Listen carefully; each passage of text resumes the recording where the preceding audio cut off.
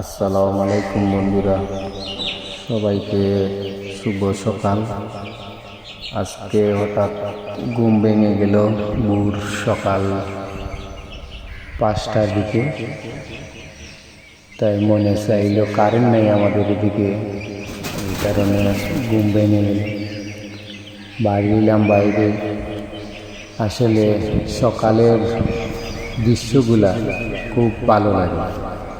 কোকিলের ডাক, কাকের কাক শব্দ, খুব সুন্দর চড়ুই পাখির ডাক এবং প্রকৃতির একটা ঠান্ডা হাওয়া ভোরের খুব ভালো লাগে।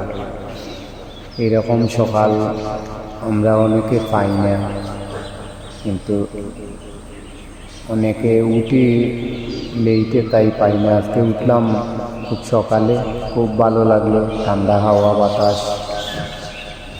কাকের শব্দ, কোকিলের আওয়াজ, চড়ুই পাখির ডাক খুব ভালো লাগে।